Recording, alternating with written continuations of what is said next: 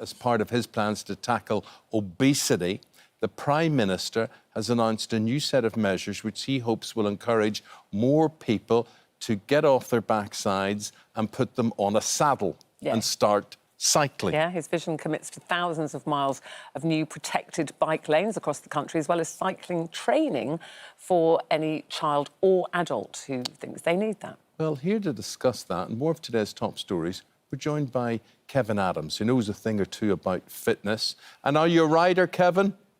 I do.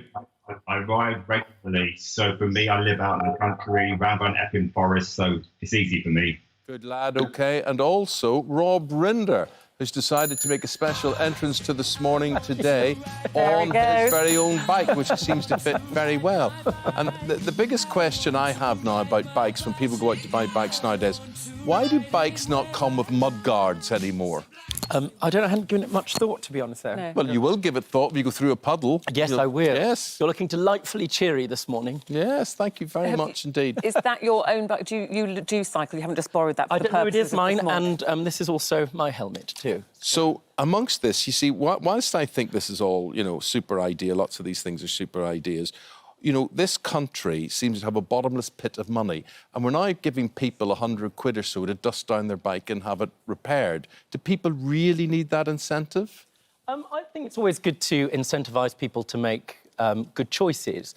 And in the long run, when people are fitter and they lose weight, we know that it saves the government purse and the NHS a lot of money. So that's a good thing. It seems to me, though, all of this issue about dieting isn't just about people making bad choices around food. I mean, you and I both know we've exchanged messages about sitting at home and, you know, stuffing our faces Skittles. with Skittles, cola bottles, etc. Yeah. But it's not, for most people, about greed. It's about feeling good about yourself and good mental health. And one thing I know, somebody that's really struggled with my weight, is that when I feel good, when my mental health is great, I exercise more, and it seems to me that there is a really good hand-in-hand thing. If the government can promote people doing exercise, we get to promote health and we get to improve mental health. Kevin, it's going to cost here £2 billion, this scheme, so giving cyclists £50 bike repair vouchers and increasing cycle lanes. Is it the government's job to be paying that kind of money to encourage people? Surely we should all have a bit of self-motivation. We should have self-motivation, but during this time, we are eating differently. So our balance of macronutrients that we intake has really changed. We're up the intake of carbohydrates. We've reduced our protein intake. So we're in energy surplus, or we become more sedentary. We want to do less. And so the government are trying to encourage us. I think they should have had the cycle lanes ready to go. So when they announced it, we were all ready and G'd up. Now we're going to lose our momentum once the bike lanes are ready, everything's ready. We'll have lost momentum, we'll be starting to approach winter, different mindset, wasted. Yeah. Rob, can I ask you about safety out there? Because whilst I like the idea of the whole bike thing, genuinely, I would be timid on the road. Yeah. Well, the most important thing is that people need to learn the highway code. We need to be teaching youngsters how to use bikes. We used to do it in school. Yeah. Do you used to take your bike in school? Cycling proficiency Cycling test. Did you do your cycling in the proficiency playground? test? Did you pass? Yeah. Well, I passed my driving test 5th time, so I don't know, there you are. But the thing about it is that it precisely, as was being said just before, it's really important that people understand the laws of the road and they behave in a reasonable way. But that's not about the cyclists. It's also critically about the drivers. And as we know, especially on London roads, especially during rush hour, patience doesn't exactly go around. You see, Kevin, I think we really have got to get this mentality across that the road is not about cyclists or motorists, it's about sharing the road. We've all got to get it into our heads, particularly, I think, drivers of motor vehicles, that the road is there to be shared. Reducing the speed to 20 miles an hour in central London has really worked. And I know people are against that, but what it does, it makes you more aware when you're traveling at a slower speed that there are people around you. You do not inhabit this planet on your own. Be more respectful, drivers be more respectful, and cyclists in turn must have their respect. When you get to a red light, just because you're on a cycle, don't go ahead. Wait until it's green and then go. Respect, mutual respect. Yeah. Right, could I just respect you and your decor this morning? Because it was James Martin yesterday, it was somebody else the week before.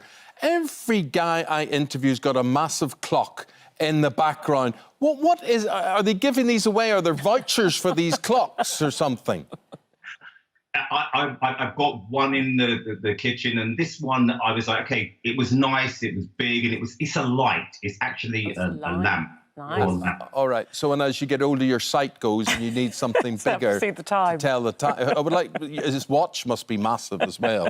Anyway. You do on Zoom all day. You go, God, look at the size of your clock. Yes. Yes. It's amazing. There's quite a few of them out there, Rob. Gosh, quite a few out there. Continuing on the obesity line, Kevin, the government are also launching measures to fight obesity by banning TV ads that contain foods with high fat, high salt, high sugar. They're saying it could be 2 years before this comes into effect. Yes, we've heard this before. We've heard it All lots talk. of times, banning ads, listing calories. Do you think this will help in the fight for people to lose weight? I studied science for 5 years at University of Greenwich. I am a registered nutritionist with the Association for Nutrition. This will help. But during my dissertation, I wrote about the external influences from videos, from TV, from films you watch, from anything that's on television. It doesn't help. What the government have done, they've outpriced what was affordable. So if I'm a family of 4 and I'm struggling to feed my family of 4 with, say, £40 per week, the one thing I've got is these high energy foods that I can get. Now you're going to outprice them, so they're up where fruit and veg is, and now I can't afford anything. We need to bring down the price point of perishable items. We should have fruit and veg, yogurt on the till, mixed fruit salad. So this would encourage me to eat. Don't take what I can afford and replace it with nothing, because then you're leaving me with nothing. We need options. Give people options. Yeah, I think options, because you want to have treats. It's about self-regulation, but isn't it about education, Rob? This has got to start in primary schools with very young children. Quite so, and Kevin says it better than I suspect any of us could. He's absolutely right. But it's not just about making poor choices, as I was saying before, and it isn't also just about price point. Great families are able to feed themselves healthily, and they do make good choices. It's also about mental health. We know that when you feel good about yourself, you're more likely to have a balanced diet and vice versa. And that's also an important message too that we really need to be mindful about. Well, I don't agree with any of you. I actually think this is not about personal responsibility, because we've realised that doesn't work. We hand that to people, it doesn't work. If the government were truly serious about this, they would do what they've done to the petrochemical industry or what they have done to the tobacco industry, and they don't, because the food lobby must have something that these other lobbyists don't have. Lobbyists are powerful too, Eamonn. I mean, I They're suspect the obviously ones you're more referring powerful. to before, actually, I suspect rather more powerful. I mean, the point is it's about balance. Sugar, we know, is certainly carcinogenic in high doses, as is fat. But we also know that they provide really important things. One of the things that's a real trouble is, and it'd be interesting to hear what Kevin has to say about it, is these fad diets that people are wedded to like religions, and they become sort of obsessed with them, when what we really need to be thinking about is moderation and mindfulness around. Why not? Kevin, my point is, why not just go to source? Why not go to the food manufacturers? They've done this with cigarettes. They've banned certain types of cigarettes. They've priced them out of the market. There are no menthol cigarettes available now. Why not just go to source, go to the food companies who are producing the biscuits and the sweets and the buns? When you price something out of the market, you leave us with no other option. So if there's a healthy choice for me to choose, then there's an option. When you remove that, when the perishable items are outpriced, it doesn't work. These things are stimulated by a thing called salivary amylase. And amylase on your mouth is the first thing that tastes sugar. It's the first thing that satisfies us, because it lets us know something good's coming. It's a sweet taste, and it's in here. If we eat protein, it has to go down into small intestine and large intestine before we register that we are full. So therefore, sugar wins every single time. So it's the form of sugar that we intake that we have to watch, not the sugar, but the form of sugar. OK. Now, this is an interesting one. There might be 3 against 1 here. Men are doing more housework than ever. They're spending 5.5 more hours... in my house. 5.5 more hours a week on housework and childcare than they did 40 years ago. Is that all? Good news, you say. However, equality is still a long way off. Women doing 80% of the cooking, cleaning and caring. 29 hours a week. But is that because you're better at it? We're only better at it because we have to do it, because you don't do it and you're a bit rubbish at it. So it's a chicken and egg thing, because we will say, don't do it then, let them do it. But then you do such a terrible job that I just can't bear to watch it, so just easier Do you to do that terrible job on purpose because you know that That's Ruth the will? thing I wonder. Yeah, of course he does. He's perfectly capable. Look how clean everything is. You know, I'm entirely sure if one day you were at home and Ruth said to you, look, I'm not going to polish your clock today, you do it yourself, you would do it with real skill and aplomb, Eamonn. And I'm so tired. Kevin, and I do you suspect polish women your own clock, or have you got someone to do that for you? I have a mixture of both, depending on my mood. But honestly, I do my housework myself. I am quite adept at cleaning my house.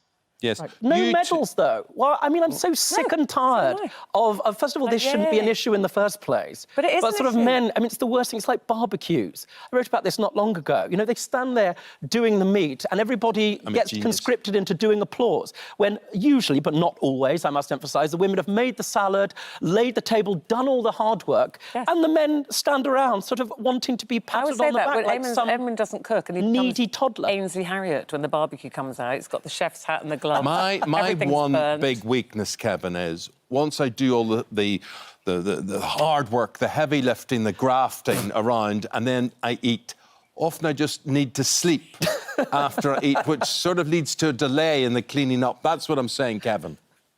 And I agree. I agree with you. There is that delay. Ruth does not like delays. If you eat quickly, then you clean up quickly. I'm with you, Ruth, but I'm also with you, Eamonn. Yes. Oh, that's not like you to sit on the fence, Kevin. No, I'm not with Eamonn at all. You're completely right, Ruth. Yes. And I've been saying for a long time, frankly, we should get married. Yes, we should get married. Yeah. And also, why does he need a round of applause when he empties the dishwasher once in a blue moon? I bet you do that And as asks well. for, like, look, I've emptied the dishwasher. I literally walk as I walk in the door. To which she says, do you expect me to thank you for that? I do. What are you expecting for it? Yes, what are you Yes, I was expecting for it? Because, but listen, do you not find that when... This is what I don't understand. Please explain this to me, gentlemen.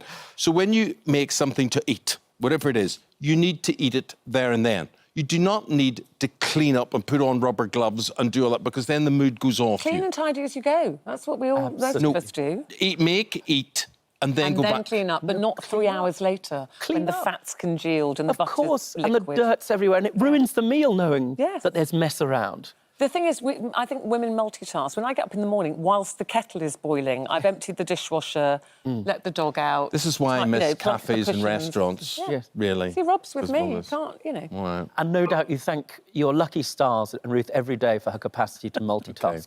Well, look, I'm sorry. I'm looking at Kevin's big clock here, and it tells me it's time to go time. Thank you, my friend. Really appreciate it there, Kevin Adams Nice to there. see you. And Rob Rinder has a bike to Are you catch. cycling off? I'm off. Yeah, good lad. Thank you very much Steve, indeed. got your All the hat. best. If you're ever passing again, call in. Pop in Always anytime. nice I to see will, you. I will. Yeah. I'll do the washing up. Now. See you All the later. best. Cheers, Bye, mate. bye. See ya. Bye-bye. This is a Oh, terrible... steady, cameras. Oh, well avoided.